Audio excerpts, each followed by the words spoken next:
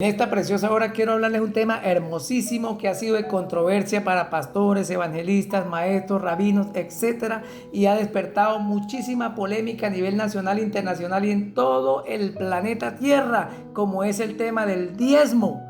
Y muchos dicen que el diezmo era para el pueblo de Israel, que el diezmo ya no es para nosotros, que eso ya pasó de moda, que eso es del Antiguo Testamento, que ahorita ya no. Otros dicen que parece bobo, llevándole los diezmos al pastor, etcétera, etcétera. En fin, el diezmo ha generado un sinfín de problemáticas y de polémicas. Pero quiero que preste mucha atención. ¿Por qué?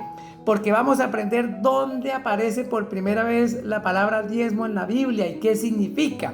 Y quiero que preste mucha atención. ¿Por qué? Porque la palabra diezmo aparece por primera vez en la palabra del Señor en el capítulo 14 del libro de Génesis, versículo 20. Me encuentro con una historia hermosísima. Primero me encuentro con dos personajes muy hermosos y quiero que preste atención. De este lado nos encontramos con Abraham y de este otro lado nos encontramos con Melquisedec. Dice la escritura que Abraham venía con un botín, venía con plata, venía largo. ¿Por qué? Porque venía victorioso de unos pueblos donde salió triunfante, victorioso, y traía sus botines y su plata. Ahora le sale al encuentro Melquisedec y dice la escritura que el sacerdote Melquisedec lo bendice y le da pan y vino.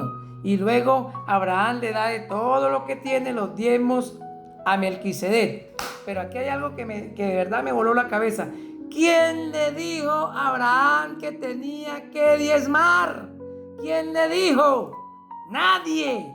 O sea, en pocas palabras, esto fue una revelación que Dios le dio en el corazón a Abraham para que le diera los diezmos a Melquisedec. En pocas palabras, aquí fue una revelación divina. Y quiero que preste mucha atención. ¿Por qué?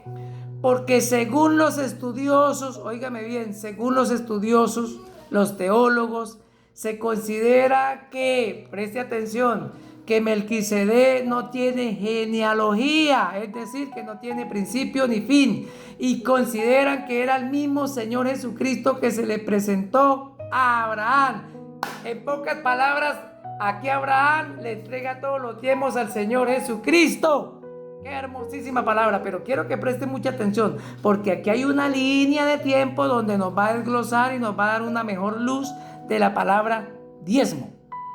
Más adelante nos encontramos con Jacob. ¿Quién era Jacob? Jacob era el nieto de Abraham y Jacob emprendió un viaje para donde su tío Labán y dice que le agarró la noche y se acostó a dormir y colocó de cabecera unas piedras y quedó en un profundo sueño. Tiene una revelación de Dios donde ve unas escaleras, ángeles bajaban, subían y Dios declara una palabra de bendición a Jacob y Jacob le dice al Señor: si tú me bendices y me llevas en paz, en bendición, en victoria, el diezmo apartaré para ti. ¿Por qué Jacob habla del diezmo? Porque ya había visto a su abuelo que diezmar era una bendición.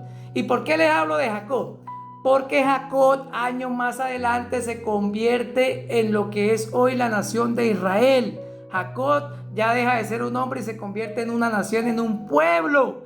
Y este pueblo, óigame bien, es esclavo más de 430 años en Egipto.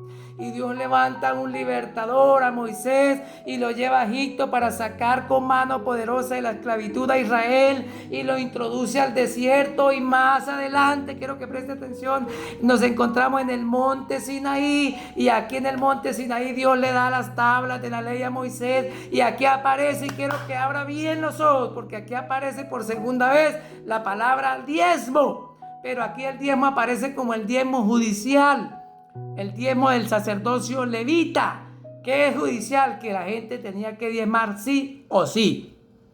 Encontramos que en el último libro de Malaquías, en el capítulo 3, verso 10, dice: traed los diezmos al alfolí, dice el Señor esta promesa, y probadme ahora en esto, dice el Señor, y yo derramaré y abriré las ventanas de los cielos y derramaré bendiciones hasta que sobreabunde. Y bueno, ahí larga un montonón de promesas. Pero el que no lo hacía, quiero que preste atención, lamentablemente no recibía bendición, sino de lo contrario, maldición. Es decir, que aquí el diezmo sí era una maldición. Pero quiero que preste mucha atención, porque más adelante nos encontramos con otros dos personajes hermosísimos. En el río Jordán nos encontramos con el último sacerdote levita, que era Juan el Bautista, y quiero que preste atención, y nos encontramos con el sacerdote por excelencia, el sumo sacerdote, nuestro Señor Jesucristo. Y dice la escritura que aquí en el río Jordán se encuentran estos dos hombres, y aquí prácticamente se abraza la ley y la gracia. Pero me llama la atención porque aquí la ley se le tiene que inclinar, prácticamente aquí la ley se tiene que someter al sumo sacerdote, que es nuestro Señor Jesucristo. ¿Y por qué le digo sumo sacerdote? Porque la escritura dice literalmente: fue declarado por Dios sumo sacerdote según el orden de Melquisedec. Eso lo encontramos en Hebreos capítulo 5 versículo 10. Y aquí el Señor Jesucristo, siendo como el sumo sacerdote según el orden de Melquisedec, aquí hay un nuevo cambio de ley, un nuevo cambio de sacerdote. Y quiero que preste mucha atención porque dice: porque cambiado el sacerdocio, necesario es que haya también cambio de ley. Eso lo encontramos en Hebreos capítulo 7, 12. Es decir, que aquí hay un nuevo cambio de sacerdote, cambio de ley. Y aquí ahora ya la ley pasó, la maldición pasó, ahora venimos al tiempo de la gracia, el tiempo de la bendición, el tiempo de gloria y de bendición, porque tenemos a nuestro Señor Jesucristo por nuestro sumo sacerdote. ¿No le da alegría escuchar eso? Y quiero que preste mucha atención. Entonces, literalmente el diezmo, óigame bien, literalmente el diezmo no es una maldición.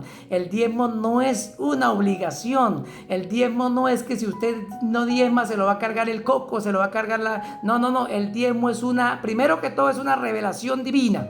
Porque cuando al que no se le ha revelado, dice que el diezmo es para los pastores, que para el otro, que los están robando, que parecen bobos, que etcétera, etcétera. ¿Por qué? Porque no tienen esa revelación en el corazón.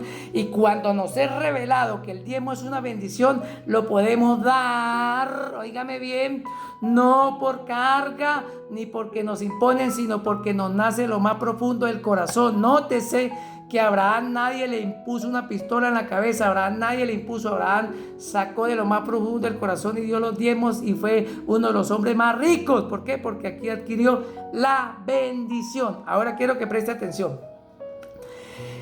Si usted ahorita actualmente va a una iglesia, a una sinagoga, a una congregación y encuentra a un hombre, a un líder, a un pastor lleno del poder de Dios, que es ungido, y lo bendice y le dé pan y vino, ahí debe dar los diezmos.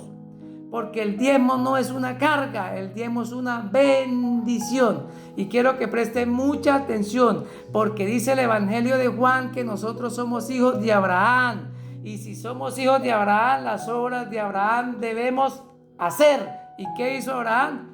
Dio de todos sus diezmos a Melquisedec sin que nadie lo obligara. Entonces el diezmo es una revelación divina para ti y para mí. No lo veas como una carga, no te enrolles la cabeza, no pelees, no te luches. El diezmo es una bendición. Si tú diezmas, si tú honras a Dios, te va a bendecir. El diezmo es un pacto que tú haces con Dios. Dios no necesita tu plata, Dios necesita ver tu corazón. Y ahí Dios, al ver la disposición de tu corazón, Dios te va a honrar y te va a bendecir. Así que bendiciones en esta preciosa hora y no te enrolles.